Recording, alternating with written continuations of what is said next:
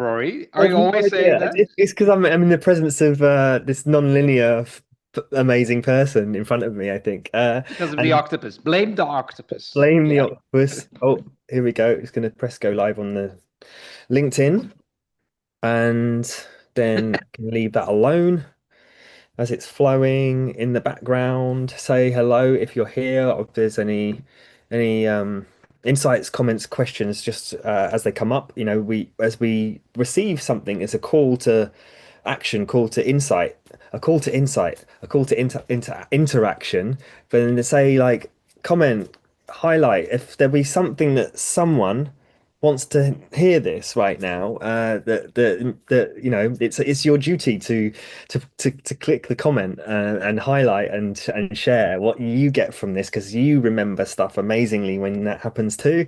To remember is one of the most difficult challenges of neuro, whatever you want to call us, or as or you. I like neurocreative leadership and neurocreativity, which is the idea of owning our thoughts and creative patterns as they're in real time happening, by thoughts and feelings. So if you're here and you want to know more about all of this unfoldingness we're about to get into, we're talking today about kindness, the kindness compass, which is about navigating inner critics and cultivating self-acceptance as neurocreative leaders.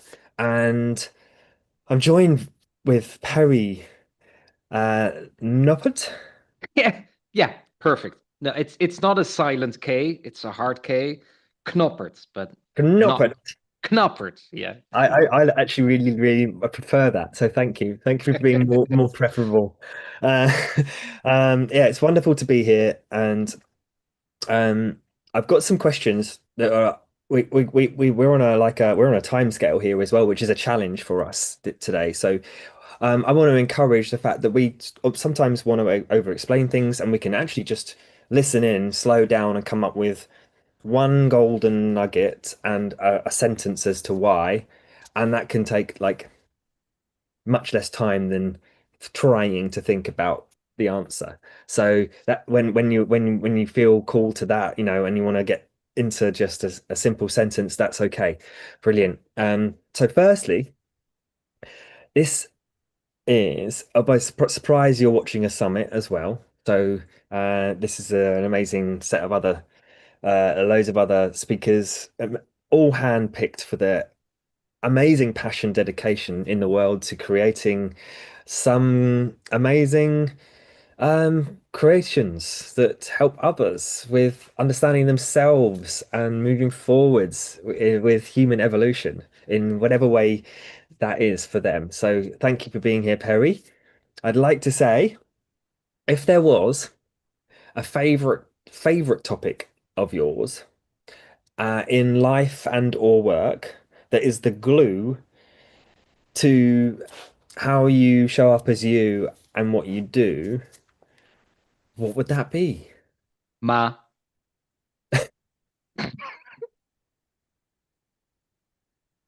My fa Sorry, Rory. My favorite topic is ma. Ma is Japanese for the space between. I love the space between thoughts, which for me is nonlinear thinking, but also the space between musical notes, which is music, the space between the leaves where the lights go through when you walk in the forest and you get that feeling like, oh, it's so beautiful. It's because the light goes into a space in between reflection and shadow and everything, and that makes it so beautiful. So my favorite topic is my I love it. Thank you so much for sharing. That's brilliant. Yeah, so the next one is, as you recognize where you're at in your life right now as I like unique wiring, because unique wiring doesn't have any positives or negatives, bads or goods attached to it. It's like how you react, respond, and learn in your own way. Perry, what's your favorite self-care technique that helps you keep you going, that keeps you pumped going forwards? okay. So the conditioned brain would say walking in the forest, barefoot, right? But I think that's a very conditioned answer. Like that fits into the image immediately when we think about self-care. I think the real self-care is something else. I think the real self-care is creating an environment for yourself to be you. And that sounds very easy and very logical, but in today's world, almost impossible. Recently, someone asked me, when can you be yourself? And I said, well, if I think about it, I think I am 100% myself, always. I'm not fucking pretending anymore. If there's someone that I don't like, then I'm like, I don't like you, but let's investigate what's going on here.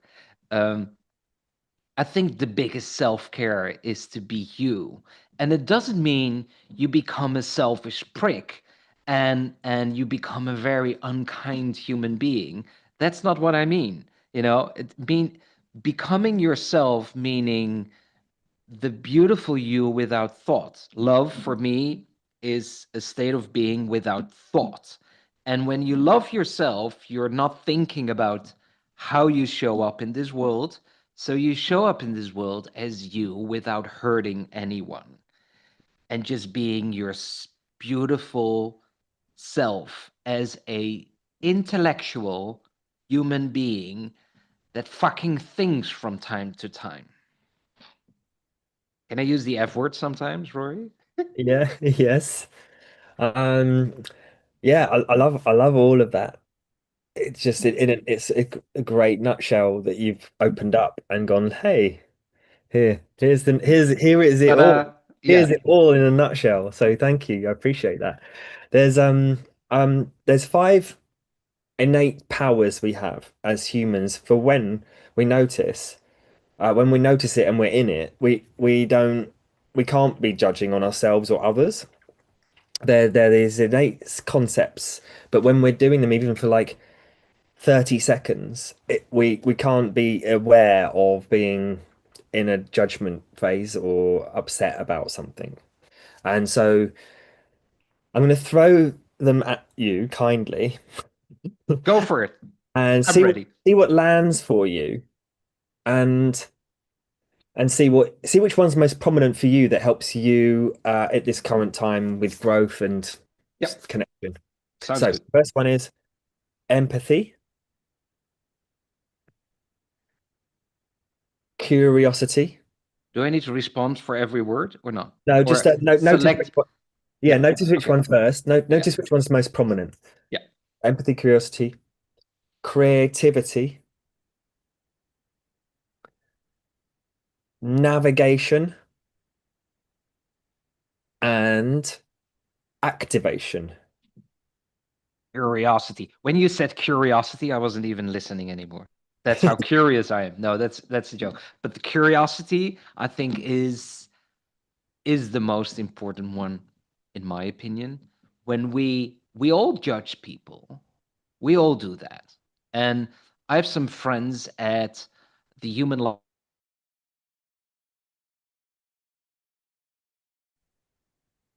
yes, unjudge someone, but we all judge. We all do that. It's about what happens afterward.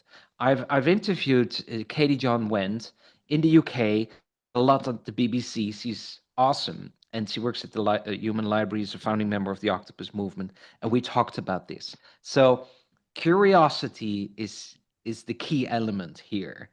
You always judge. You can't help it. You have your thoughts going on, whatever happens, and you judge. But it's about what happens next. And I think what happens next is curiosity. Why is someone doing what they're doing? Who are they? What's going on? Why, and if the curiosity kicks in, then forget about these four other elements because it's been taken care of, in my opinion. Curiosity for everything is a key element. Amazing. Thanks for sharing. Yeah, there was someone else mentioned about curiosity.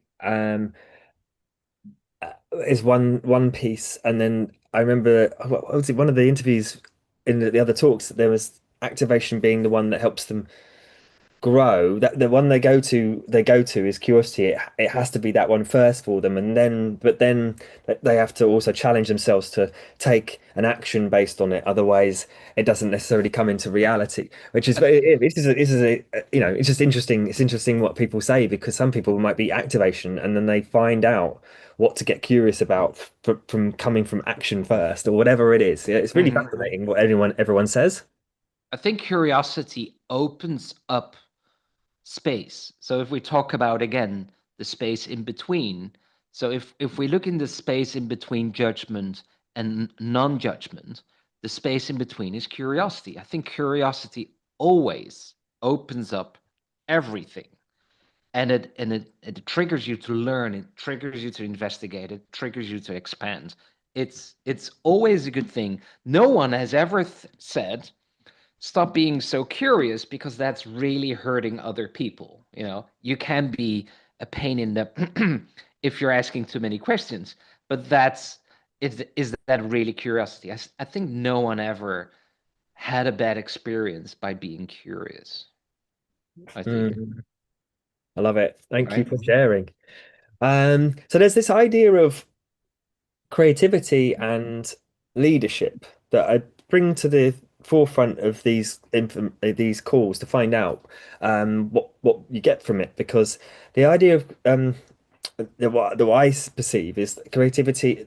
This is they can interrelate with each other, of course, but if we just bring them apart to get us an idea that creativity as a sensed feeling of throwing stuff out, self-inquiry, seeing what sticks, being intuitive, listening out, being curious, all that kind of stuff to find out information and find out stuff and then play with it.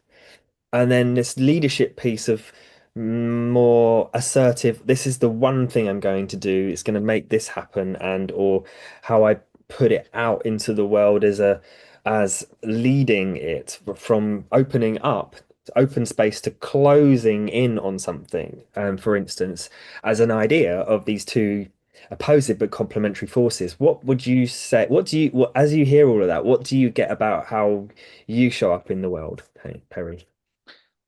In the angle of creativity and leadership, well, the creative mind is a nonlinear mind.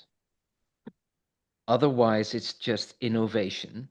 I think we think many times that innovation is creativity, but I don't think so. So improving this microphone has nothing to do with creativity. It has to do with innovation, to create a better microphone, right? To think about how to increase the possibilities.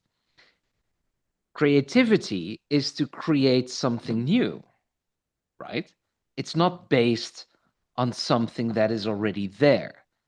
If you look at the creative power of Mark Rothko, I don't know if you know this artist, it's a painter, and he has these huge paintings. He's no longer alive, but his paintings are awesome.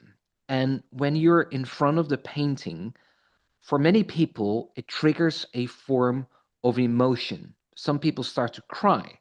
I cried the first time I was in front of that painting. I had no idea. I didn't know this story. I was like, what the fuck is happening with me? So that is a creative result. It's new. No other painter was doing this. It's his landscape, and there are just three colors. And it's what the hell? That's not innovation. That's creativity. So creativity comes from a nonlinear mind, the space in between thoughts, which is an empty space where, with our human intellect, things happen. And when you combine that with leadership, I think you always want to help and support and be a leader also in this area. Again, the laws of our thoughts, the laws of our thinking, brings a leader into a management position, getting shit done, right? But it's and taking responsibility.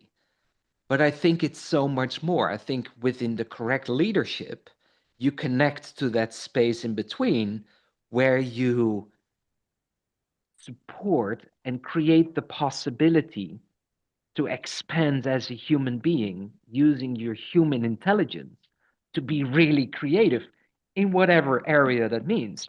Being creative doesn't always mean painting. Being creative also means being a doctor and doing something incredible for your patient. Being creative means you're picking up the phone, someone is presenting you a problem, and you're not saying, well, this is the way we do things, I can't help you. That's not creativity. And I think the world, organizations, human beings are better off when there is a lot of creativity. So I started with a painting, to create the image of thought of creativity. I get that.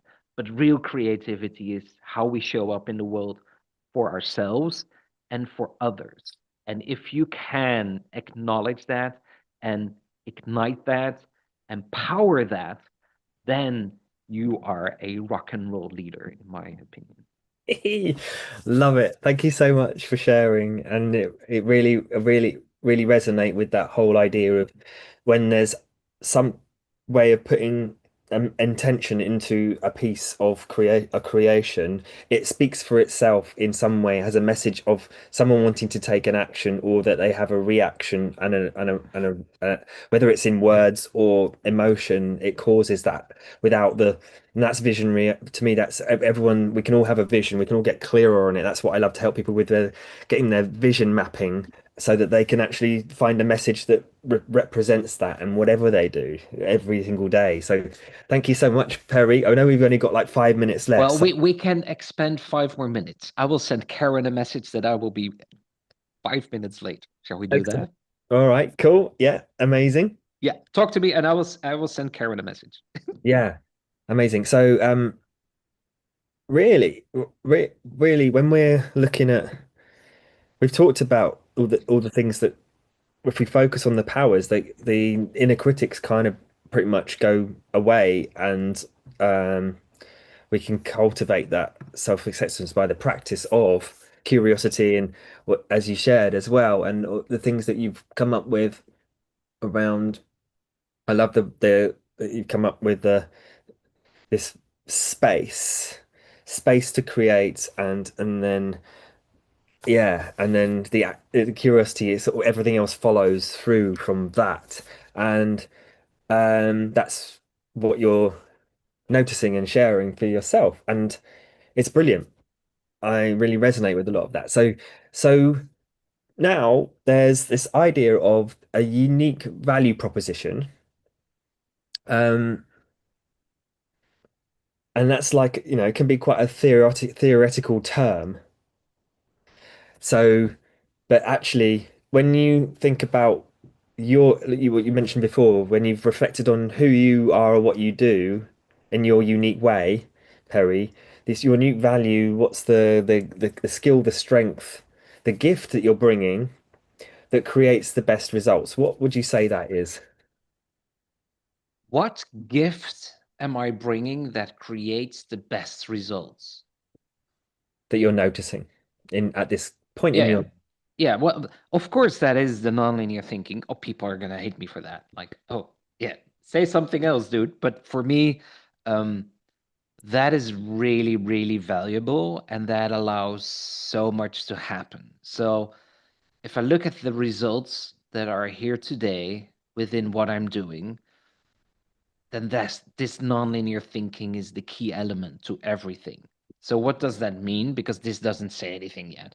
This means you activate the octopus in you. Okay, that's still not very clear. How I see the octopus is, we spoke about the space between thoughts. So this is the part where you're not thinking. You have a thought here, you have a thought here, and everybody knows this space because you're standing under the shower, you're washing yourself in the morning, and all of a sudden this idea pops up. Or you all of a sudden have the answer to the question you were asking yourself yesterday. Where did I put these ear pods? Whatever, and then you're taking a shower, you're not thinking about the earpods, and all of a sudden it pops up, they're in the left drawer. Oh shit, I forgot that. So this is not thinking where creativity comes up. And for me, that is the octopus in you. It means that is a form of being adaptable, which is, I think, very important. And I think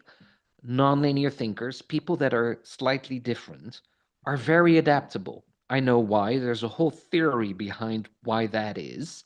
I can explain. Let's do it another time because I will be talking for another 10 minutes at least. But there's this fantastic research that explains what happens in our minds, why some people can allow chaos to be in their lives, why they can be nonlinear and therefore being very adaptable. In today's world, being adaptable is a huge value, right? And so being the octopus means you're using all your suckers, you're tasting everything, curiosity. You're using your 8 arms, meaning you're doing lots of things at the same time or separately, and you're not just doing one specialized thing. You're exploring more options. That is the octopus. You're changing color. You're adapting. So you're in a group of people and you're able to blend in. That doesn't mean you're masking. It means there's an adaptability that you fit into that area and you can be yourself, although it fits and you can escape everything. And that means you're so amazingly brilliantly good in creating possibilities. And I think an octopus is that because it's one of the oldest creatures in the world. Did you know that? Did you know that an octopus used to have a shell and they removed the shell like fuck it, this is not really working, and then we're not protected, but at least we can fit better into certain circumstances and we're more adaptable. So there's this whole history of the octopus and how brilliant it is. And I think that brilliance lies in each and every one of us and is called the nonlinear brain. So when you activate your octopus, amazing things will happen because you're not limited by the laws of thought which are blocking so many potential possibilities. Yeah, love it, love it, love it, love it. So yeah, thanks for sharing that. And what I'm hearing is you're helping people understand that concept so that they can choose it for themselves, which is amazing. I love it. Thank you so much. Um, what I got from it is we can expand on this later as well, because I want to ask you one last thing. If there was like a call to action as a leader to share to help someone understand this, if I'm saying anyone got highlights, put it in the comments chat. Let's share this knowledge to repeat it in our minds, repeats it in our brains too. But what would you say your call to action is, Perry, at this time? Okay. I don't have it here. I'm now publishing a little book. It's a pocket-sized book in how to activate your nonlinear thinking, 8.5 steps. The first step is don't think. Please don't think. And we spoke about this before we went live, Rory. Um, it is about not thinking. And it sounds stupid, but it sounds only stupid because we're so conditioned to think. We go to school, you need to think, you need to do well, you need to do exactly what is asked from you.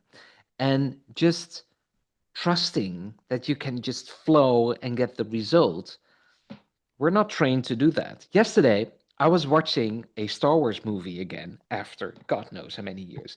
And I told my daughter, this movie is 48 years old. A New Hope, though, the first Star Wars movie.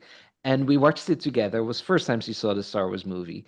And even after 48 years, it's still awesome. For me, especially. But she liked it too, and she's 14. And, the Force, let the Force be with you is the non-linear thinking, is not thinking. So that would be the first step. So if you're in a situation where you're not happy, And Eckhart Tolle writes about that, of course, as well. The power of now is also not thinking. You're not thinking about tomorrow. You're not thinking about yesterday. Now, what is the problem now? And it removes a lot of noise. And of course, a lot of yogi and a lot of people in meditation, like this is the way to meditate, which freaks me out because if there's a way to meditate, then it's not meditation. But okay, it's not about not thinking, right? It's remove the thought. And it doesn't need to be quiet. It doesn't need to remove all the thoughts, but just the awareness to remove the thought. And that helps you to activate your curiosity. It helps you with everything where you want to go. Final example, and I said it earlier, when you fall in love, and everybody knows this feeling, and everybody loves this feeling. And why is it such a good feeling? Because we're not thinking when we're in love, right? When you fall in love, you're like, oh, yeah. Once when I was a teenager, I fell in love with someone who just said, "Hi, Perry." And I was like, ugh, flabbergasted. I couldn't eat for a week. I was, gone. The thing of falling in love is that you're not thinking about the falling in love. You're just are in love. And that person is just awesome. Why? We're not thinking about that. The only time you think about that is when your mother is saying, well, Perry, tell me about her. Why is she so fantastic? And then you start thinking about it. But for yourself, in your falling in love period of time, you're not thinking. So, exercise number one to be to release the octopus in yourself, to be a nonlinear thinker, is to shut the fuck up. Quiet the brain from time to time. And please be aware of that. And it doesn't need to be silent all the time. You don't need to be an Indian master, shutting down everything. That's not what it's about. Just the awareness of the thought being there and to isolate the thought. See it, know it's a thought, and that's already a huge step. May the thought be with you, and may the force be with you at the same time. Get your And lightsabers out, and people. shut the fuck up. Amazing. Thanks so much, Perry. You've been awesome. How do people find out more about what you're going on about? Join the Octopus Movement. It's a global nonprofit. We're a movement. It's for free. You can register on our website. What does it mean? It means a lot. Um, it's chaos. It's fun. There are no rules. There are many, many connections. You can be in our think tank. You can join our projects. You can meet other octopi. You can be in events. You can even become a founding member if you want to. Um, Everything is possible. You can become a partner. We can do things together. What we do is we focus on 6 areas with the Octopus Movement. We want to make a difference with our capacity to create possibilities in the field of hunger, homelessness, climate change, leadership, education, and well-being. Already, half, even more of half of these areas were involved in major global projects to make a difference. Why are people choosing the Octopus Movement? Because, Rory, you know that we're a bunch of weird people, but we can create possibilities like no one else.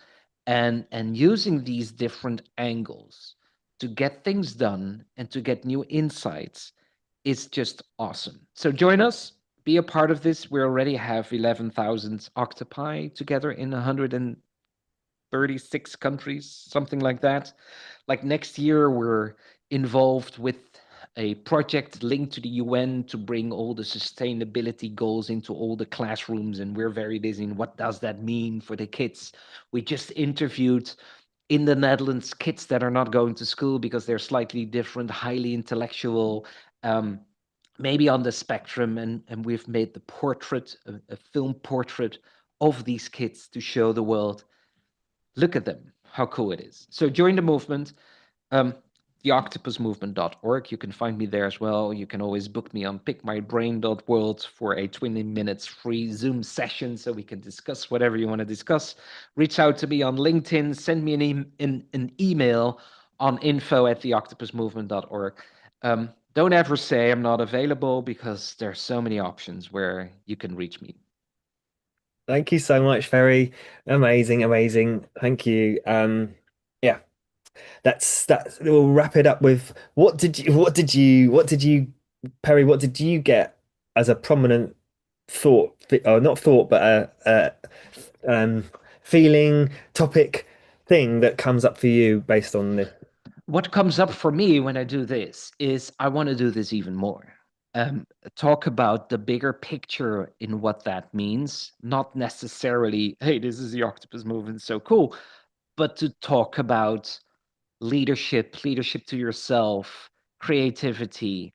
Um, I love these topics. And I think we're in a situation in the world where we fuck up tremendously on this area. And it would be cool to talk more about this and to connect with awesome people all over the planet that we're already doing, but even more. So when I talk about this, I'm thinking, yeah, I want to talk about this every day, nonstop, big audiences, Fantastic. companies, everything.